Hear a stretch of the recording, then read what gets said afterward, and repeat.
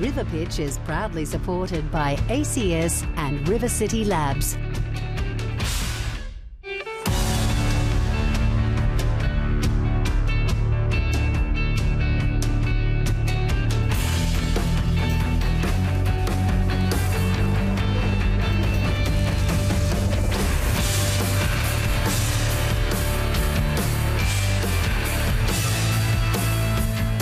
Hello and welcome to RiverPitch. I'm James Dagger-Nixon. So, what is in a name?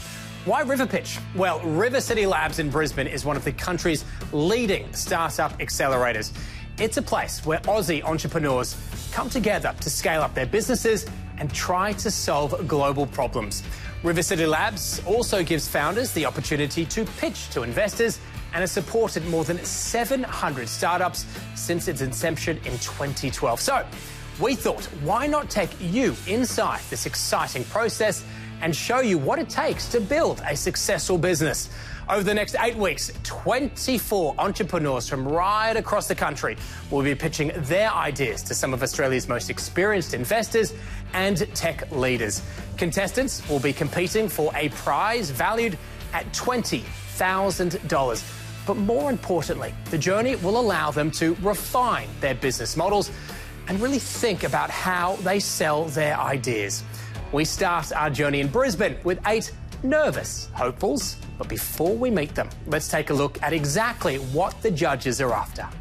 The pitch process is so critical to any startup. It's your vehicle for communicating your business model and how you're going to solve it. You understand the business model and the strategy around it. In this sort of environment, we don't get to see the technology under the hood, so it's all about the value proposition and the market that you're trying to secure. The role of a founder is to be both the vision and the engine of the business. He or she really believes in the business and the business idea. They need to be the growth hacker, always looking to keep their current customers as well as looking for new customers. And also the founder has the personal characteristics to see that business through. The teams here in Brisbane will be mentored by Steve Baxter in preparation for tonight's pitches. Steve is a highly experienced tech startup investor and entrepreneur. So what this is about getting you ready to pitch to a whole bunch of stakeholders, investors, people, customers who'll take along in your journey. People invest or buy you.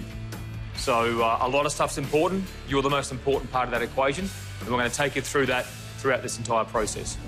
James from Ordira is first up. His company makes headphones that can be used for hearing tests, but also to optimise entertainment experiences. Steve cuts straight to the core of why James is here today. Why do you care about headphones? Because it's a link. It's a way that we can engage people in the importance That's not of their very hearing. interesting, though, James. I mean, you're about to pitch to some people. Assume you're pitching to an investor who's seen 100 pitches in the previous 5 days. Yes. You are currently last on their. They're looking at their watch, and so why do I give a stuff about James's company in Ordira? Because the headphone market is enormous. Aside from the size of the market, we call that TAM, total addressable market, which is quite high. Yep. Does your purpose of business speak to some part of the human soul? I mean, why do you do this? We give back entertainment, communication and quality of life to millions of people who just assumed because their hearing was one-sided, no one was going to do anything about it. See, that's the better pitch. Cochlear you recipients who, for the first time in their lives, have a musical experience.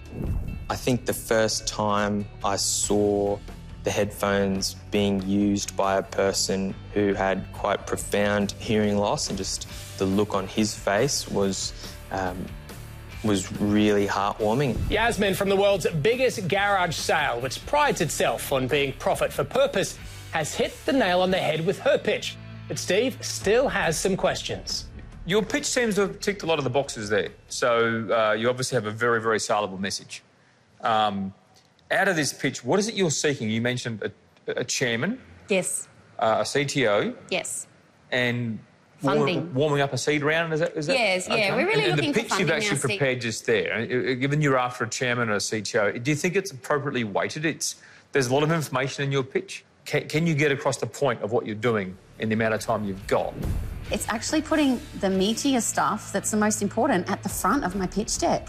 So I'm totally going to just reinvent the pitch. Benchon is a company that allows businesses to hire out their underutilised workforce to other companies when work is scarce.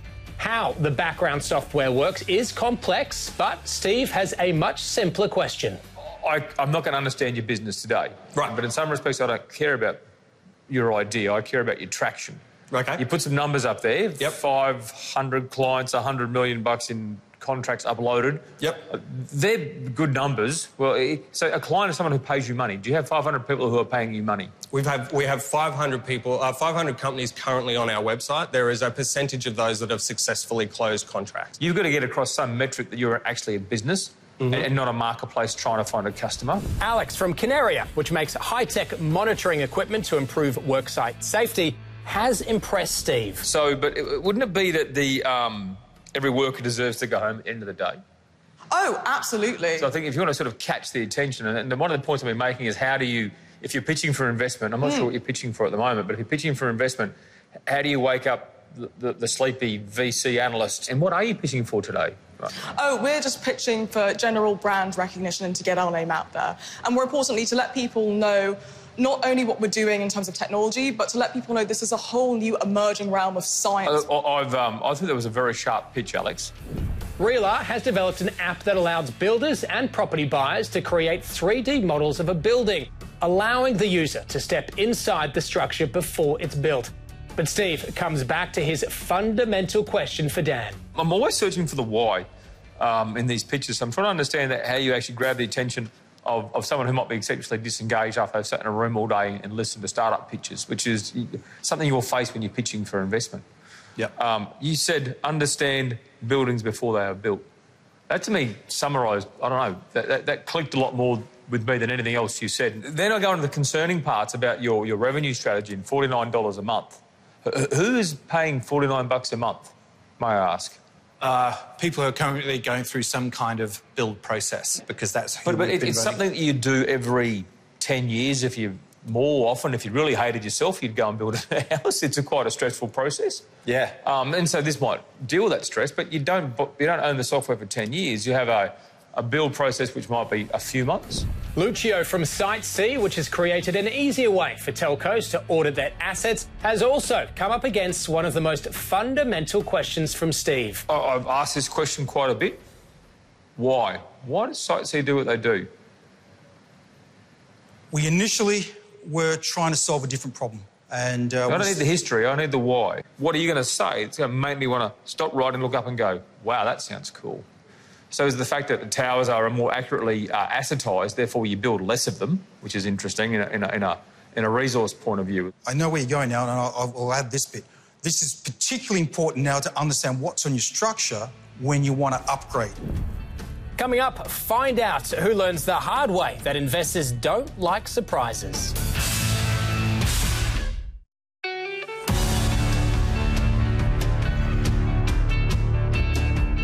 The boys from Power Wells, which build micro power stations for developing countries, learn a lesson in being specific in what they are pitching for. To do this, we need huge quantities of batteries.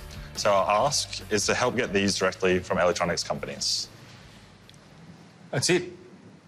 All right, so you're not pitching for investment, you're pitching for access to people with vast quantities of, otherwise unusable resources. Yeah, that's it. And so what's an example of that sort of company? So give us some examples. What comes to mind is Lenovo, HP, Dell. Okay, laptop companies. Yeah, all these Yep. laptop companies. Seeing as you're here pitching for contacts, we need specifics. Up last in the morning session, Lachlan from Orbmaps learns a valuable lesson. What is it you're pitching for, Lachlan? So we're pitching, I think, two things. I would like to set up a team. I have the experts. All right, you've already taken 5 words too long to get to that question. So Okay. are you pitching for money here today? So we are pitching for a first-round seed investment to set up our board and company so we can also raise for a real estate investment trust. So you've found some technology that can identify really good building sites. Wouldn't someone sort of say to you, so you've actually got the horse race betting software and you're actually trying to sell the results to people. Is that what it is? So that's what our original intent was. Then we came to realise really quickly, if we sell the gold map to the developers, they're the ones who are going to mine it. There's another goal saying phrase out there as well. You know that one, don't you? Shovels. Shovels. When everyone's digging for gold, what should you be doing? You should be selling shovels. That's correct. You've decided to dig for gold. Yeah, well, selling software... No, you have. You should either own it or deny it. I guess I went through the pitch, leading people to think I'm, doing a typical software sell. And then at the end going, actually, we're not selling to property developers and we're using our unique IP to go out and capture opportunities. His advice was just say that straight up.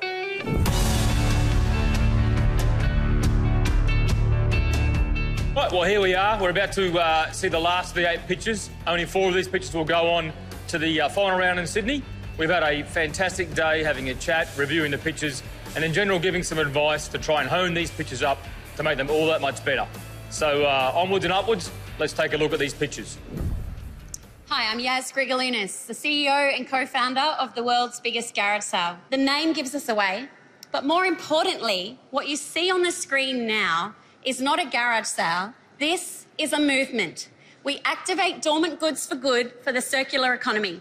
We rescue product that would otherwise lay in your cupboards and drawers, wasted, underutilised. $150,000 generated in a single day in Brisbane. We have a responsibility to scale this model. And we're making money and we're making a difference. We're taking this event globally with a licensed platform and dashboard. Think of it as a garage sale in a box. We take it to the communities where they're trying to raise money for their local causes without having to ask people for cash. 1,000 events globally in the next 5 years. We will deliver these 4 events a week, every year on year, and these numbers are conservative. We're opening a seed round this month. We're looking for investors who care about people and planet, but who want to make profit for purpose. Everyone loves a unicorn in the tech space. Well, we're a different kind of unicorn. We're a rainbow unicorn for people, for planet, and profit for purpose. Jump on board. We're glad we had the chat before. We've obviously brought that concept through of the 1,000 events in the next 5 years. So if you're out after a chairman, after a board and a CTO, that's it. Who wants to get on this train to do 1,000 events, which I think is crazy, in the next 5 years? But hey, it might be crazy fun. Thanks, Yaz. It was fantastic. Thanks, Steve. Hi everyone, my name is James Fielding and I'm the founder and CEO of Audira. At Audira we have developed a set of headphones with a built-in hearing test. You put the headphones on, you complete the hearing test, we show you the result, and then we use the result to tailor the sound so it's perfect for how you actually hear. And the idea for these headphones came from seeing patients in the hospital. I'm actually a medical doctor by trade, and we wanted to make hearing tests quicker and easier for people. So we set about building a medical-grade hearing test that you could just put inside a set of headphones. There is a global endemic of a rise in what's called noise-induced hearing loss. This is preventable hearing loss that has drastic long-term complications.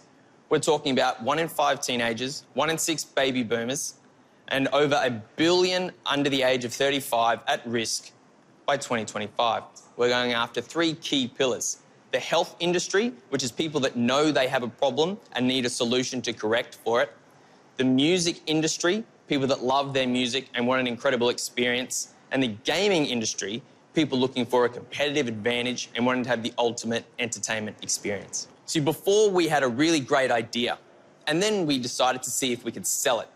And we took the concept to Kickstarter. We set ourselves a $100,000 goal to see if we could get enough people interested to sell $100,000. We did that on the first day and then went on to sell just shy of $500,000. Since then, it took us 12 months to launch, and in March of 2018, we shipped to 60 countries, signed up 2 national retail partners, launched on Amazon, UK, USA, Japan, Australia and Canada, and launched on JD.com in China. We have a team that is dedicated to growing and building this platform, made up of doctors, engineers and marketing specialists, and what we're looking for is to pour fuel on this fire. We're raising $5 to $10 million to improve our technology, build our staff, and take on the world market. Thanks so much.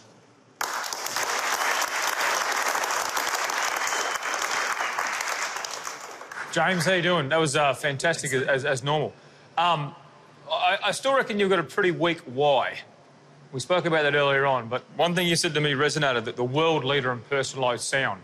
That's right. So, is that your why? No, the why is changing lives and saving lives. So why we get out of bed is to give all people the chance to have an incredible entertainment experience and to genuinely save lives. By changing the way people interact with their hearing, we can prevent life-threatening long-term diseases. After the break, find out who gets the same fundamental question from Steve.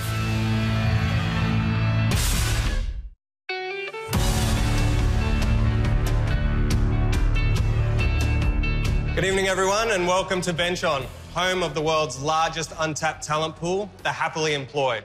Now, I'm not talking about job seekers or freelancers. I'm talking about those of you that have full-time jobs, you're happy where you are, you have no intention of leaving, you just might not be working on something productive right now. Now, our mission is to make sure that as the happily employed, you remain employed, even when the business you work for is going through a tough time and they can't afford to keep you. The problem we're solving is employee underutilisation. Think of those times when a business is in a lull, there's not enough work coming in, or maybe a major contract is just being cancelled unexpectedly.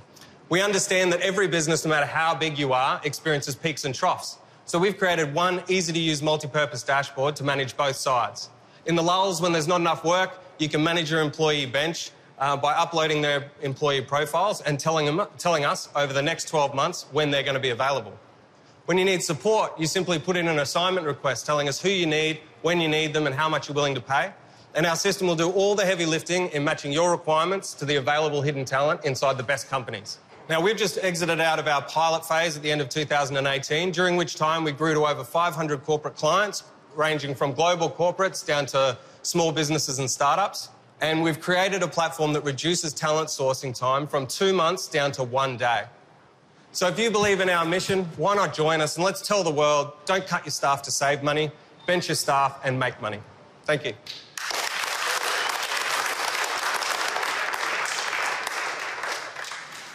So you've pitched us, Tim.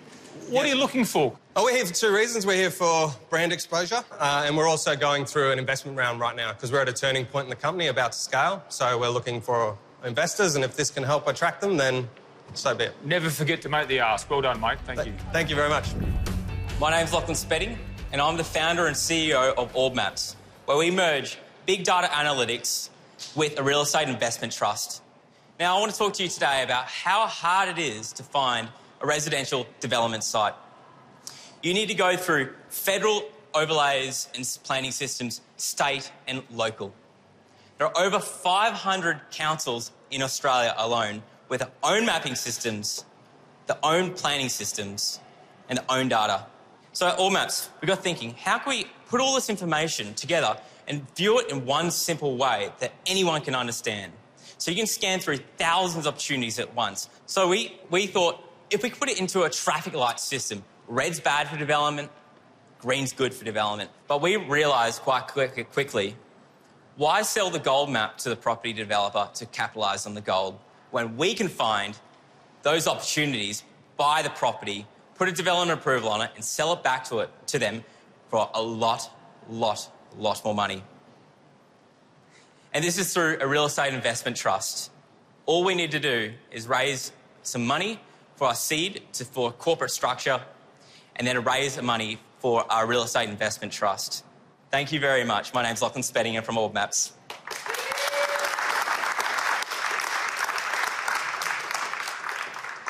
Thanks, Lachlan. That was fantastic. I'm glad you put the REIT more up front. I think it still wasn't quite up front. In essence, you're selling a return on a REIT, a super return on a REIT. That's correct. And so no one really cares about the software except that's what's used to generate the super return. G'day, everyone. My name's Dan, co-founder and CEO of Realer, and we're building a company that's changing the way that people see and think about real estate. So understanding building plans is really tough.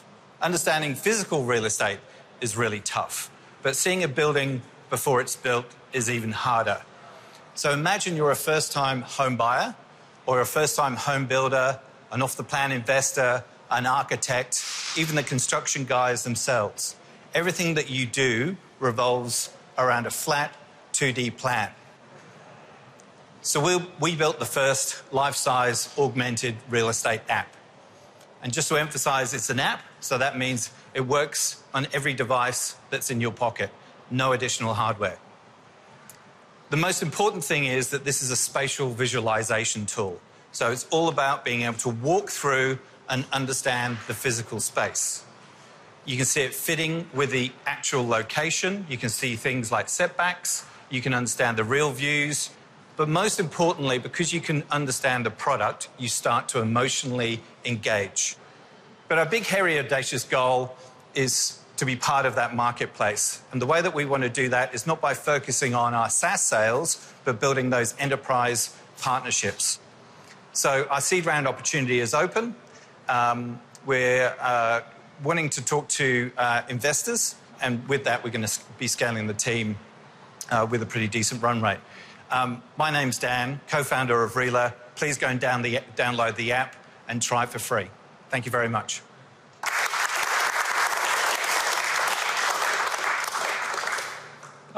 Thanks, Dan. That was fantastic. Thanks for your help earlier today. Yeah, Steve, no, as well. obviously there's been a lot incorporated in there, so that's been really good. Once again, I think that, pitching to investors, maybe a little heavier on those financial market going forward metrics, growth, etc. But otherwise, no, Sure. Dan, I really enjoyed that. Thank you very much. Thank you very much. Pleasure. There are millions of pieces of telco infrastructure like that that are suffering from poor decision-making each year. These poor decisions are costing the owners and operators billions of dollars in unnecessary audits, upgrades, and inspections each year. Why is this happening in 2019? Well, to understand what's in a vertical tower, vertical structure, it must be climbed, and that induces an enormous amount of friction, human friction. Currently, telco infrastructure is audited between 3 and 5 years, which means decisions have been made using up to 5-year-old data. My customers want to have their portfolio audited annually, but they simply can't do it. There's just not enough skilled resource and equipment to allow this to be done. So Sitesy solves this problem by combining reality modelling and AI. And we produce a reality model just like this of an actual structure. But we go a lot further than that. We use machine learning to create an artificial intelligence to understand each piece of equipment on that structure. And when you know what's happening on the asset, you can make better decisions. We're currently got a seed round open, and we're looking for investment to reinforce our dominance as the world leader in this tech area. As well, we need to grow out our sales capability to sell this product globally.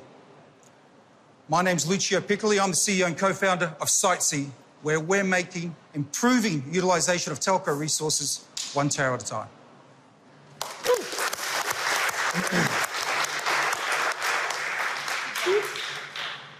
Luch, why, mate? Why? Why Sitesy? Why?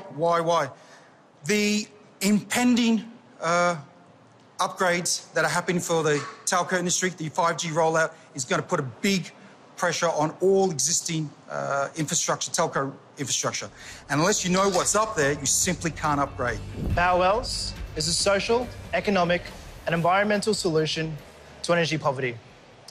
Over 1 billion people lack access to electricity worldwide.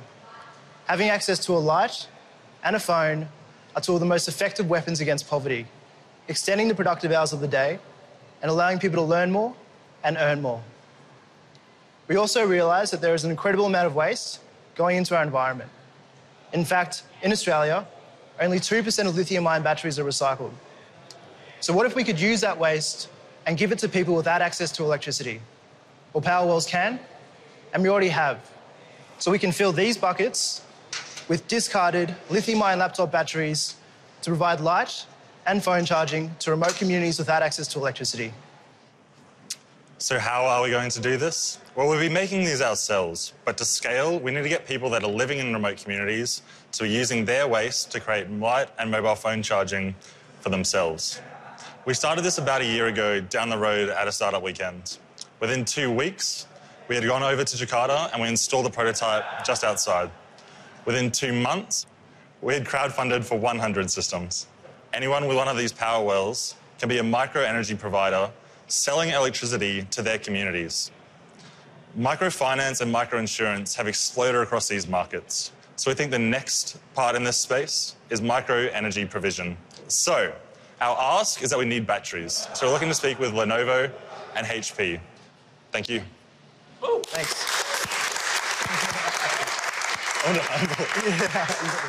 Okay, thanks very much. I've obviously been following you guys for a while.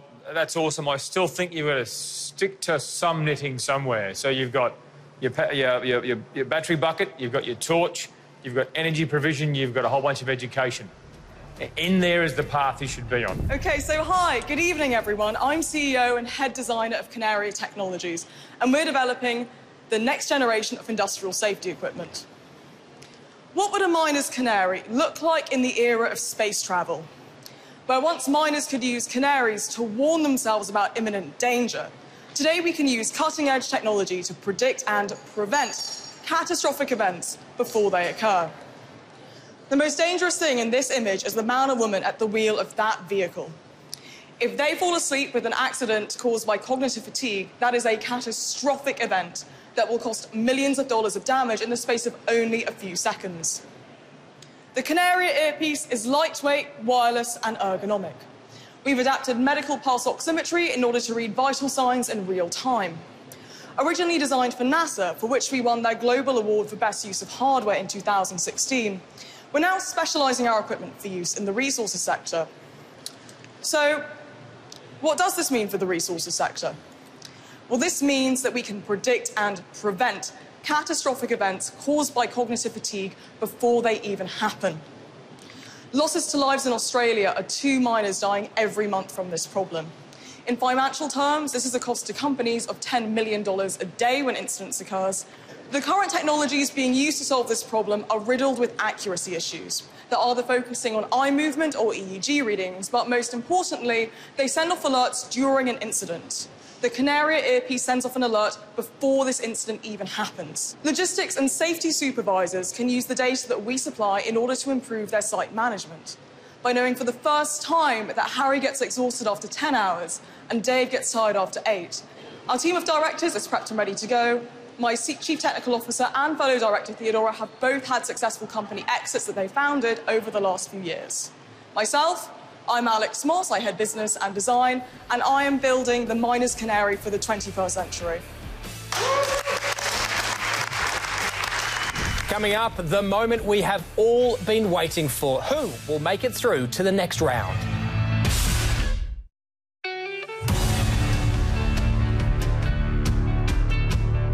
Thanks everyone for coming down to RiverPitch today. It's been a really fascinating day.